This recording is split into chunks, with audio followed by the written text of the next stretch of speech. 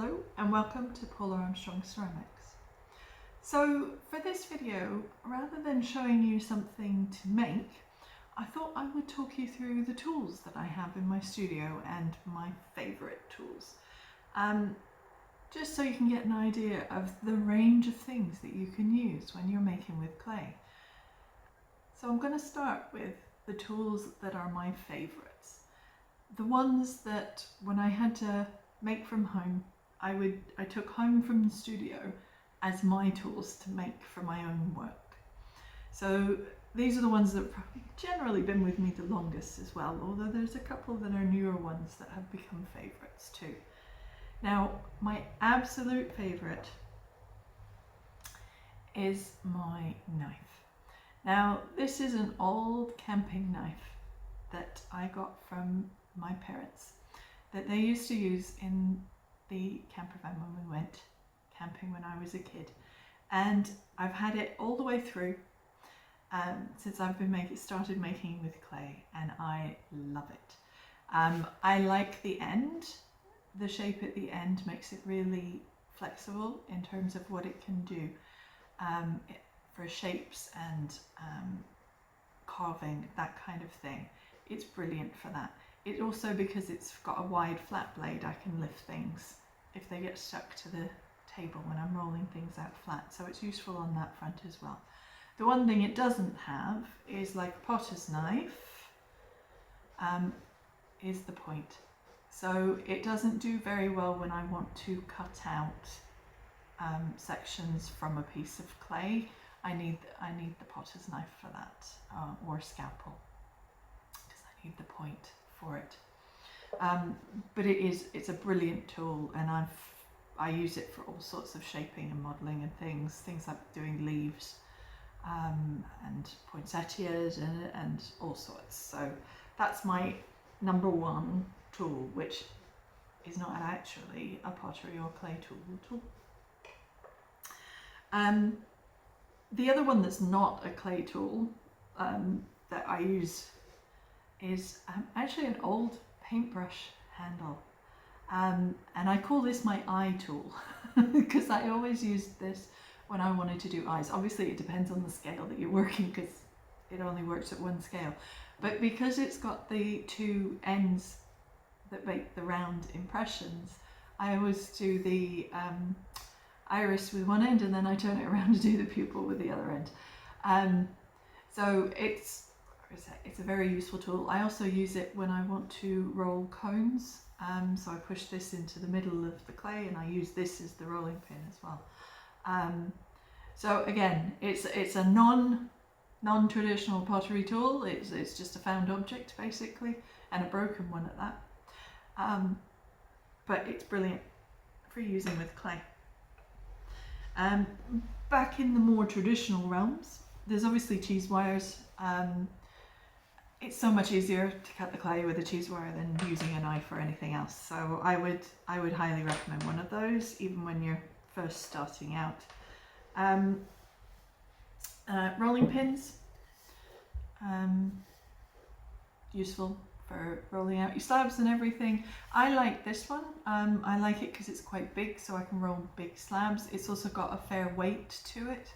Let's see, it's a reasonable size diameter as well. So this one works well for me, although in the studio we have smaller ones as well. Some people, that would be too heavy for some people. So we have some smaller ones as well. They're still quite long. They're just not quite the same diameter to them, and they're much lighter to those. Then we've got wooden modelling tools. This is one of my favourites. This is actually a new tool that's come into the studio, but I really like. I find this has two ends that I find very useful for modelling things. So I've got the rounded end, which is great when you want to blend in like little coils in a slab build where you can't quite get your fingers in to do the smoothing around that. This works quite well for doing that smoothing and giving you a nice round inside edge or corner on things. And then this one I use a lot for carving things, particularly things like flowers and some of the pieces on the insides of my work. It's great for giving textures for things like feathers as well, and scales, because of the shape at the end. It's also got a slight curve, which means it's a good one for smoothing as well. Another one that's similar to that, this is an old tool that I've got. It's plastic, the wooden ones are slightly better, but this one has, again, two ends. It's got the round end that is nice for getting in and smoothing things, but it's also got this great jagged end, which is my tree bark tool. So I use this for making lines in things that, and you can do the really well for things like tree bark, for that one.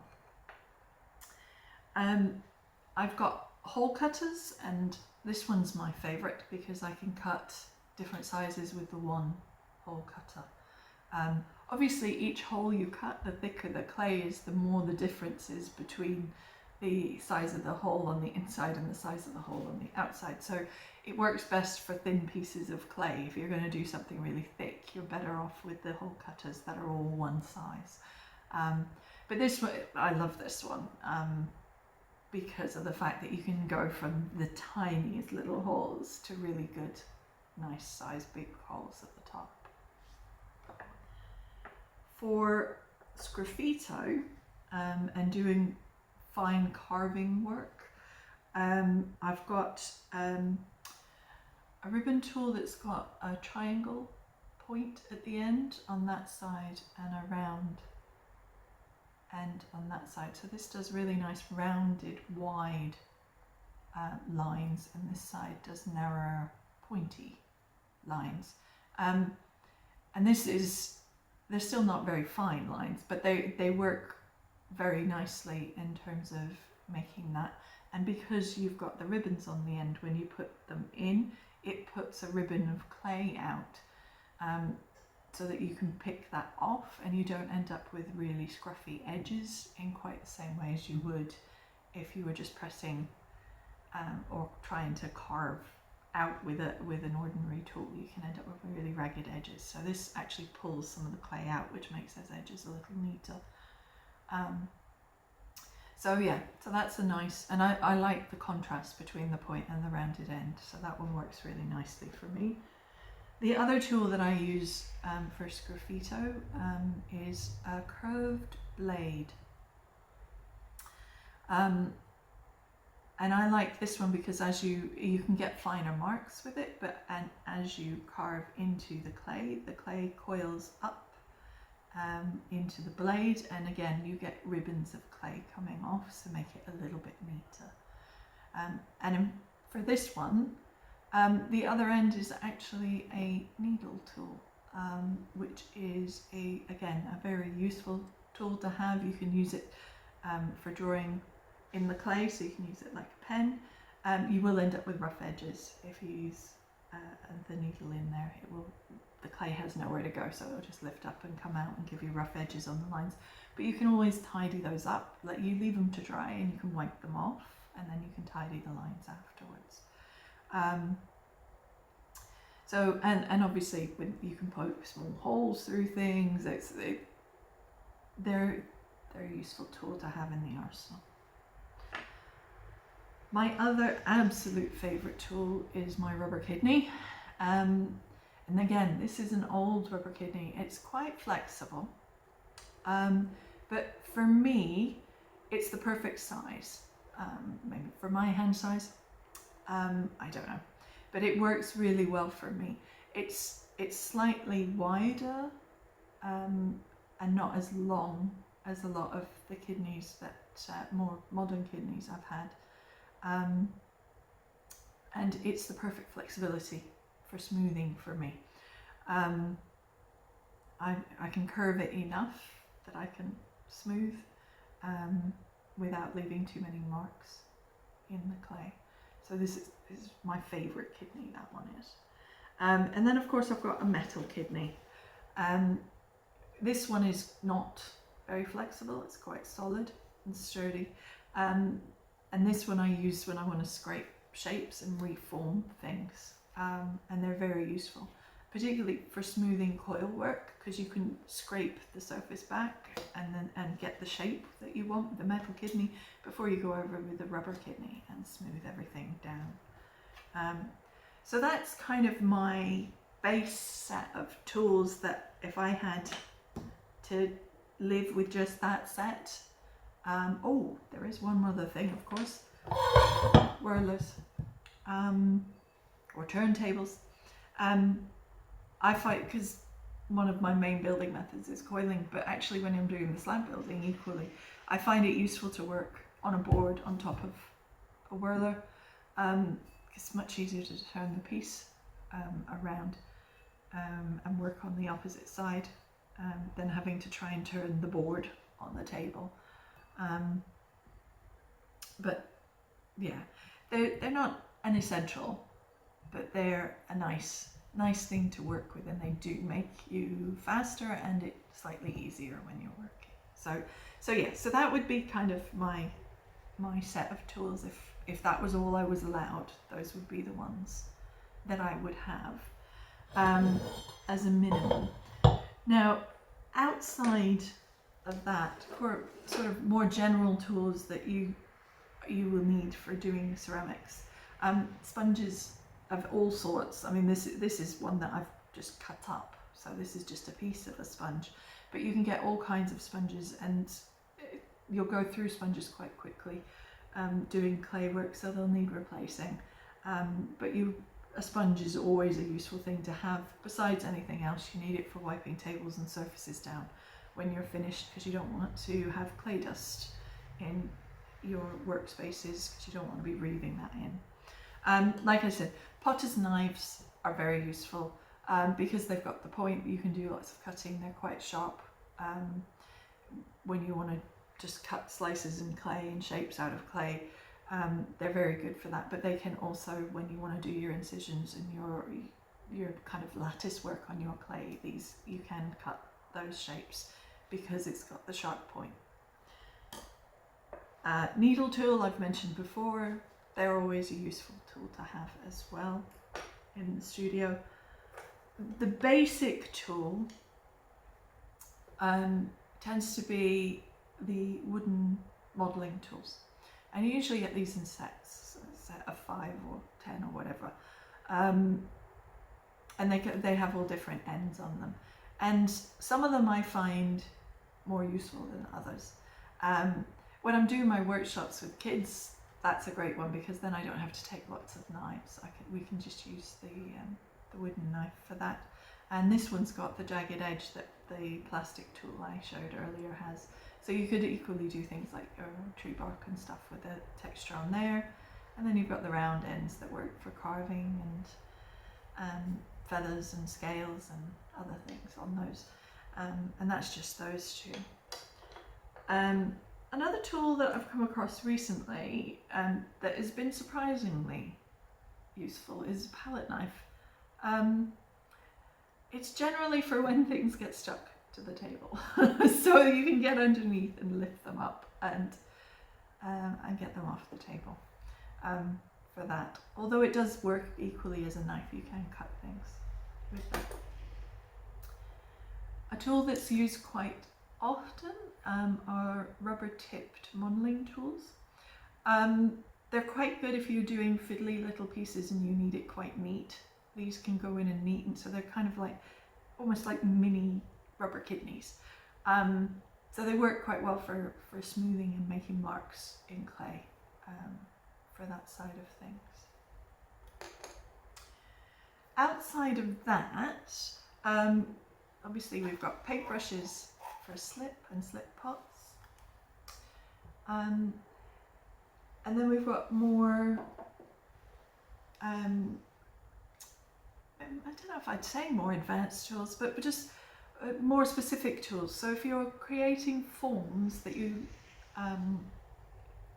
dry off a little bit and you want to refine that shape on them, and you want to take off more than you can with a metal kidney for scraping back, you have the rasp tools.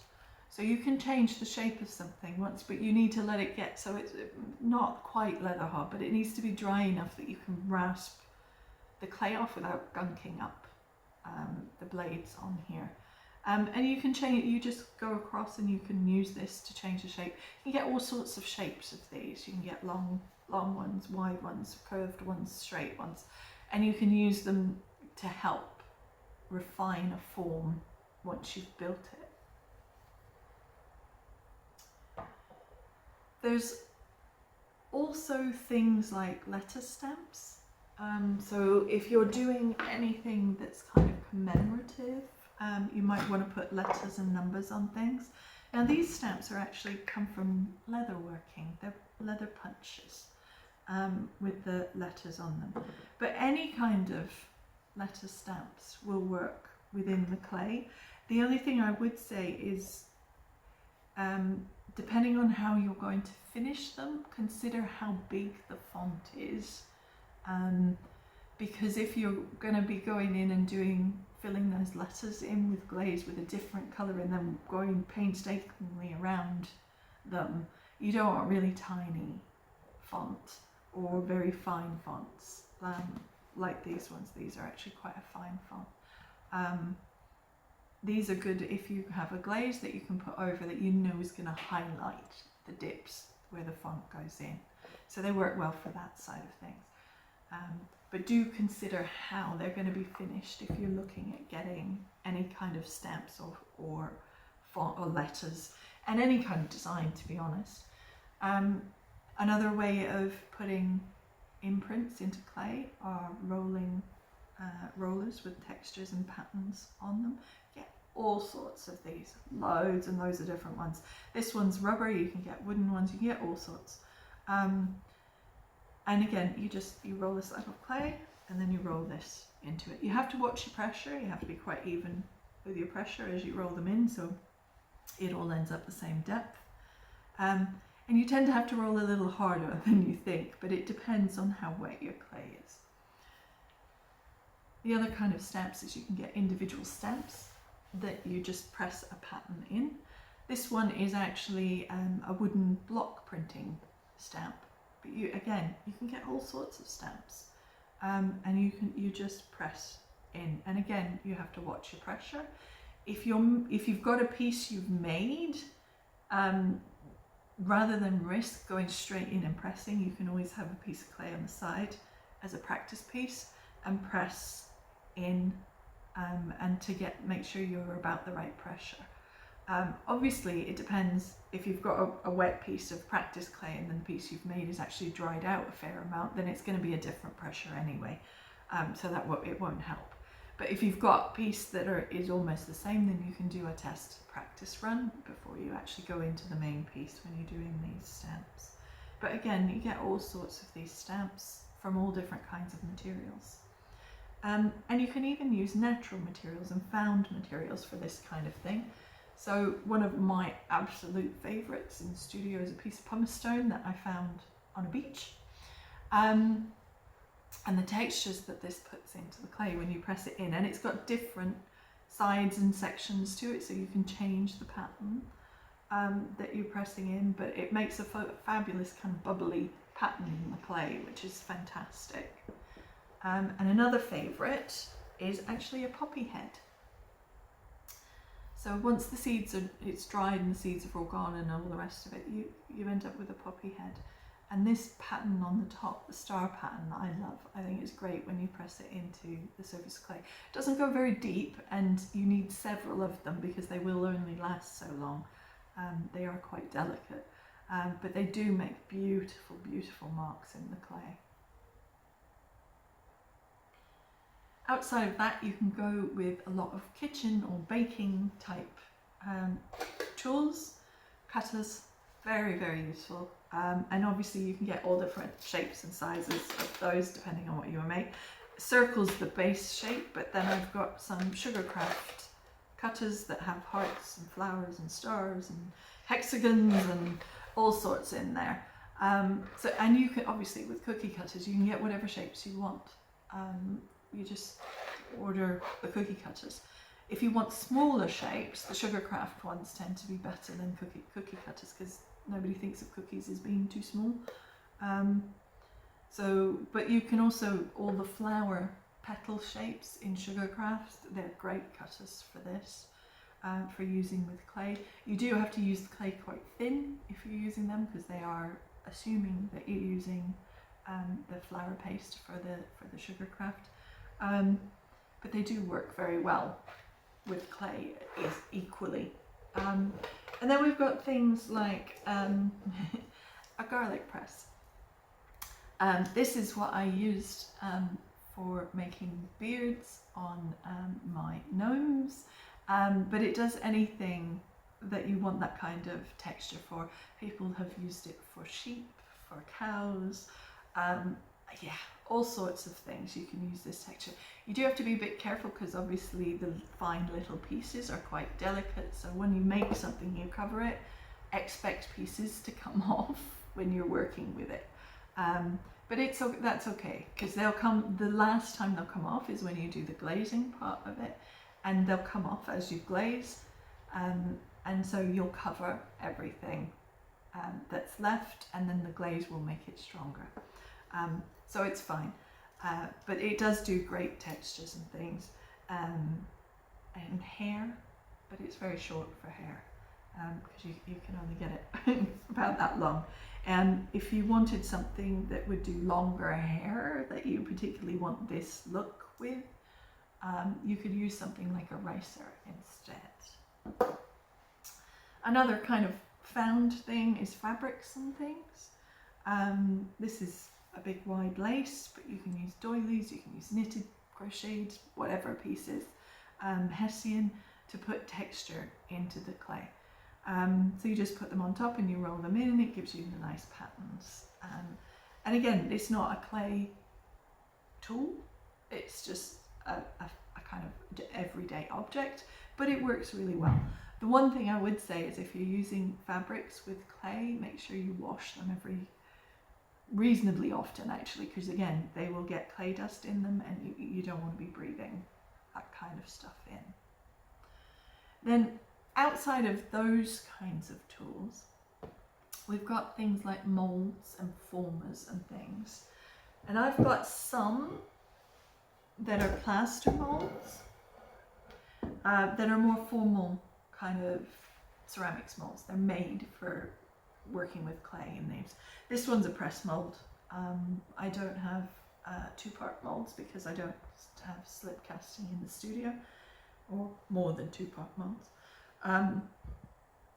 So all of my formers are basically press molds and for working with slabs of clay. But this is kind of a more formal plaster one. Plaster molds work really well because you don't have to put anything between the mold and the clay. You just put the clay straight in and leave it to dry off a little. The plaster will absorb some of the water so it dries a bit, and you'll see it just come away from the edge a little bit, so you'll see a bit of a gap, and at that point it's generally dry enough you can take it out of the mold and finish whatever you want to do. You can work on it in the mold if you want, equally, so if you're doing any kind of slip decoration or anything like that, you can do it inside the mold and then leave it to dry and take it out and just finish around the edges and obviously the back, because you won't be able to get to whatever's touching the mold surface. If you don't have plaster molds, there's nothing to say you can't use basically anything that you want that's the shape that you want. So you could use bowls and plates and things that you already have at home, but do make sure you line them. Other things you can use are cardboard tubes. And I also use polystyrene shapes as well. And again, everything needs to be covered so that you've got a barrier between the clay and the piece, particularly if it's not porous. If it's porous, you might get away with it, but even with those, I'd say it's best to have them lined. I've used, over the years, cling film's been the thing that I've used the most, but I'm converting now to using the compostable bags that we use for food waste in the UK, because then it's plastic that I know is going to be compostable. I can just put it out with ordinary waste and it will be fine. Yeah, so though that tends to go between. You can use fabrics, you can use newspaper, anything like that.